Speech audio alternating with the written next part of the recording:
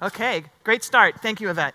All right, so our next speaker, as promised, is John Donovan from AT&T. John and I are going to have a conversation, and I challenged him when we invited him to come here and just now backstage to talk a lot about change. And I called the presentation Agent of Change, or he called the presentation Agent of Change, because that's what we've been talking a lot about, transformation, but that transformation process is not as easy day to day as it may be in the longer run, if that makes any sense at all. At any rate, John's going to make sense of it for you. Come on out, John.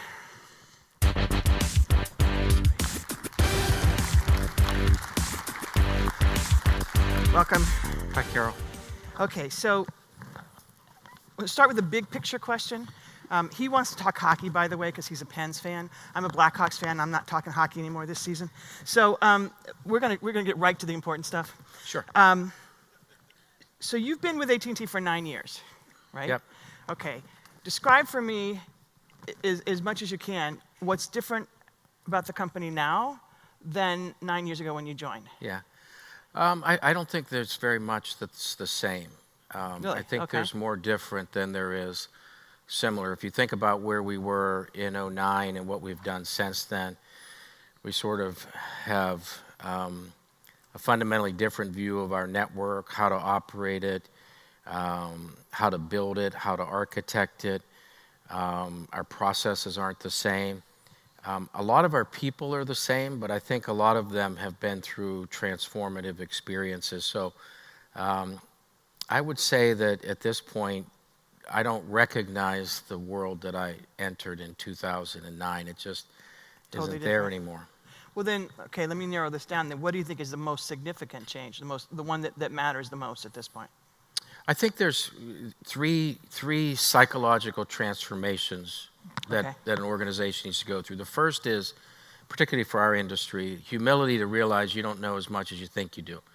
You know, this industry is 140 years old, and it's succeeded, and with it, you have all the beauty of heritage and legacy and multi-generational families, and then you have this insular view that is born out of, you know, the same people driving the industry for decades. Right. And so I think you lose humility along the way. The second thing, I think that structures over time have taken away the courage. You know, I don't think that there's a lot of organizational courage in our industry. A risk of being wrong, and so it's born out of this 5 nines. And so you know, say, well, I came out of Silicon Valley, and they would talk about 5 nines, and I'd say, well, I grew up in 9 5s. Can we meet somewhere in the middle? It'll allow us to go a little faster. I think that's an organizational trait, the courage to go out and be wrong. And then the last thing, which is probably the hardest one to get your head around, is, you know, willingness to work alone. You know, like you look at the ebb and flow. It's been a collaborative industry, and within companies, they were very heavily collaborating. That's a really good thing. Right. But when you want everybody's opinion on everything, that simply slows you down. And I think that, you know, a good method of going as far as you can, seeking help, just breaking your processes down to minimize the number of people that need to be involved. Sure, inform everybody, but the idea of having hot tub parties for every decision was just made it really difficult. And I think those 3 things are the foundational cultural elements that are necessary to make this big shift. So if you combine the last 2, the willingness to work alone and the courage to make decisions, that they seem to be tightly knit. Because if you have the courage to make decisions and to potentially fail, then working with a smaller group or on your own, you can't get a lot done. Yeah. Well, and it puts a burden on how you get an architecture that everyone kind of marches to. Right. So one of the things we at AT&T do is we sweat hard and debate and go to hot tub parties for the architecture. Okay. But once we blow the whistle and we're moving out, every penny we spend is moving us to that architecture. We created all new processes to say, you know, we're gonna make you go and get permission to do it differently. instead of, instead of doing it the new way as Right. being the exception. Right. No, if you're not going to do it the new way, then you need to go get sign off at so many levels. I'm going to make it really painful for you to go to the old way. And we just flipped the whole governance model on its head. And I think that caused people to just say, okay, well, where am I now? And so then there was a period of time in here where everybody froze, because they were kind of dealing with, well, how do I get paid? And what happens if something breaks? And easy for John to say that, it's hard for Carol to do that. Right, and, right. And it's countercultural. And so it took a little while. So one of the things that strikes me is we always hear, especially for companies like AT&T, which has a legacy on the investor side as well, that there's an extent to which investors and Wall Street can discourage you from taking risks or taking chances. But is the bigger risk that you get mired in the way of doing things that doesn't allow you to succeed? I mean, I'm just wondering how you balance those things. Yeah. Because there's a lot of people on pensions that counting on those AT&T dividends. Yeah, right? and there's a really subtle edge to your question, and that is, how much do you have to live in your financial processes? Right. And so first of all, let me say I'm blessed with a great boss who kind of understands how you drive change. But within your own world, whether your world is a big function or whether it's as big as a phone booth, you have to build your own pivot room. So we talk at AT&T about starting the flywheel. And the way you start a flywheel is not to ask permission for a big program. It's to go fix something, go change something, go create an air pocket in your budget and then reinvest it yourself. Don't rely on others and big picture and architectural drawings and all that stuff if you can go fix your backyard. So we talk a lot about building flywheels, and that's what we talk about. The way you build a flywheel is build an air gap in your budget, do it through innovation, and then reinvest in the time frame that you have. And so you kind of allow people the empowerment to go manage their own pace of change. And what you do is you celebrate those who, succeed, and you lift the people who fail and dust them off and tell them it's okay and go try again. So, though, as you said, some people were frozen initially or stalled because they couldn't figure out how to work in this new way. How do you got a huge employee base. How do you get over 50% of people moving in the right direction in a decent time frame? Yeah, I only have 135,000 of the employees, so it's a much smaller problem. Smaller group. Okay. Yeah, no, what tends to happen is the middle freezes. So the people who get promoted over time, the executives, that's actually a pretty easy sell, because one of the things that their personality traits include is adaptiveness. Okay. And so most of our senior executives, if you put them through a psychological test, and we don't, as fun as that sounds, is that they would be very adaptive. Okay. And so I think that then when you get into the more of the frontline employees, this all feels very liberating. Okay. Move faster, trust me more. Okay. Don't make me do 9 presentation turns to present to somebody. Let me just start to work on a fly. It's like they get let out of jail. And so it's the middle that freezes. And I think what you have to do is you just have to keep on your messaging, stay after it, give people confidence that it's okay. But over time, you have to change everything. You have to change performance management, how you pay people, how you promote people. It's been interesting that we have found. It was a pretty rigid process at AT&T before, right? It still has structure to it. Okay. And so I won't call it rigid, but I'll tell you, here's an interesting factoid. If you look at the gender diversity we have now, we're much more diverse. And people say, oh, you're a great proponent of gender. You're really like an advocate of women. And I said, no, I'm actually just making commercial decisions. Turns out that women adapt a lot faster in these kinds of environments than men do. I could have told you that. I could have just emailed you and got the answer. Exactly. Yeah, okay.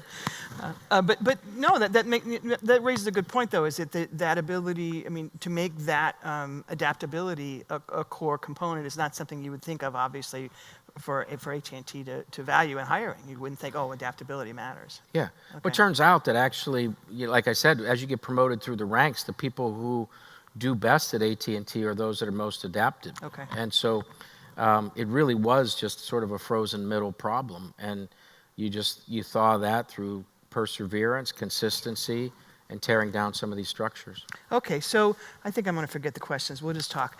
So one of the things that came up yesterday, and you and I talked briefly about this backstage, there's a lot of discussion ignited in dramatic fashion by my boss, Steve Saunders, a discussion about open source and getting people to agree. And one of Steve's point was telecom needs to go back to the way it's always operated, where you cooperate and you build a consensus, and he was not so much about the open source process, which he felt was undisciplined.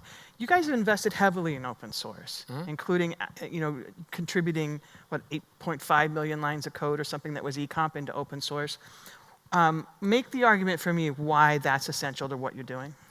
Actually, I think that concept, I just want to go on a record saying that's dead wrong.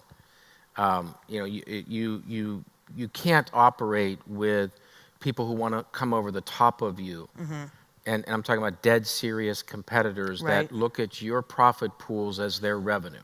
Okay. And so they would love for us to sit around and move slowly. So we have to move quickly at scale. And I think that the traditional processes of sit in a room and debate use cases and take months and months and months and accommodate all of the use cases is just not the way to be effective. And so if you look, our open source amount of code that we have that's open source doubled last year in 2016. And so it went from 5 to 10%. And we want to go to 50%. And so I'm not even sure that that's near high enough, but... Why? Why do you need to be 50% open Because source? when a community works on a problem, it's better than the community putting a plan together and then, sort of stepping into the roles and functions and, organizing it. And so we're in a world where the analogy I always use internally is if you sit around and try to plan from the shore, there's a lot of professional debaters. When you launch all the ships and the regattas at sea and you're spinning around hitting each other, people, you have their attention. Now they say, we need a plan here, John. We better get something figured out in a hurry because we keep bumping into each other out here. And so I think that there is a dimension of that. And when you look at open source and having, people put projects forward. Let me just give you an example from ONAP. So we had our version, eComp. We were going to put it into open source, and a number of carriers were debating. And this was the debate. Well, John, we're not sure we should adopt it. So that's not a problem. You get all this code for free. So I'm not here trying to sell you on something that's free, and I don't really need your opinion about that because it's out there. And they'd say, well, it's missing. It's missing a container version so that it works in my environment. And I'd say, well, you don't know how open source works. Put that as the first project. And you know what the first project they're going to put together in ONAP is to put containers in. Okay. So you see what I'm saying? It really Right. it narrows the debate down to, do you have people that can do the work? Right. And are you willing to get in and do the work? And if not, then you wait, the agenda gets handed to you. Right. So it really doesn't have a downside. You can either be an active participant with contributors and do the work and help drive the agenda, or you can sit back and take the fruits of the work. In neither case are you penalized. And I think that there's a tendency sometimes for us to build debate societies where everyone has an equal voice, and then months and months and months and months later, we still don't have a workable plan of what thing gets built next. Okay. How has the way AT&T works with or relates to the vendors of the world, of the telecom world, changed? What are you doing differently now? I think it's very different. I think our role used to be characterized by being a professional shopper. We knew what we wanted. We put our list together. We talked to the supply folks. We went through a rigorous process to buy it. And then we would deploy and operate it. And that was, So the RFP process, that traditional way of doing that, that's really where your value was in this whole thing. Right. Okay. And so then all of a sudden, around circa 2009, the end-to-end stuff we started doing, as we started to try to speed up, you couldn't do all this dramatic lab building and use case testing that went on for years. Right. So what we said is we're going to put the risk in. Now we have to play the role of the integrator. And so we had to figure out ourselves how everything fit together, and then we had to take the risk on ourselves. And then so we had to get really good at finding problems in production. Okay. And that's really counter industry, and that's why Steve says the stuff like he says yesterday.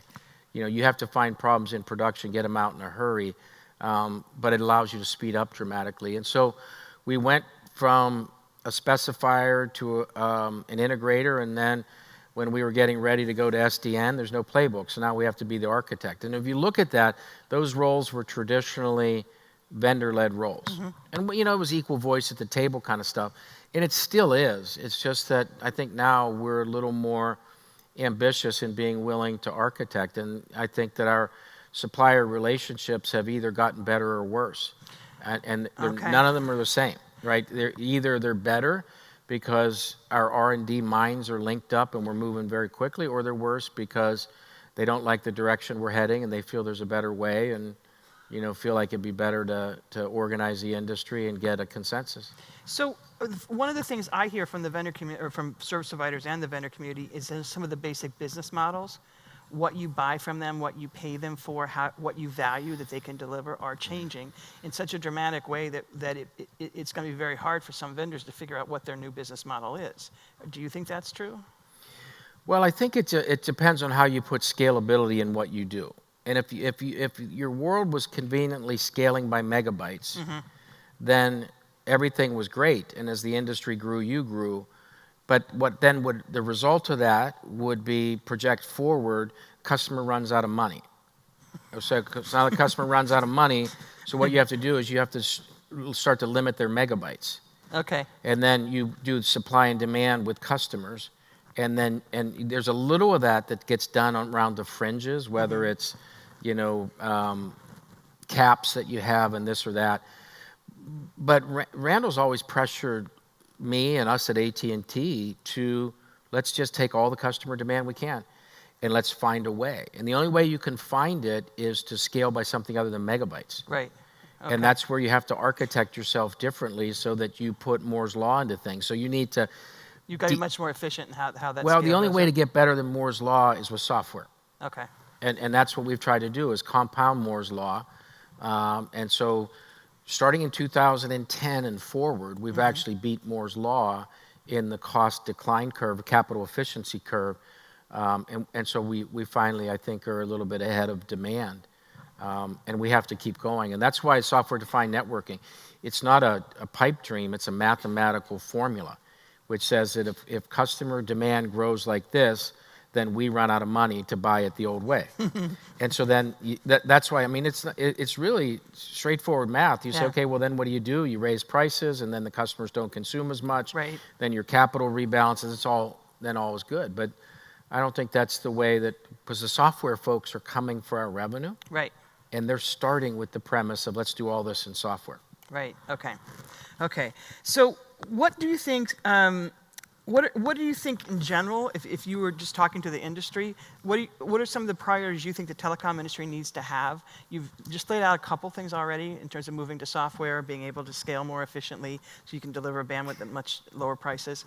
But what are some of the other key things you think the industry in general needs to be doing to keep ahead of the kind of competition you're talking about, the folks coming for your profits?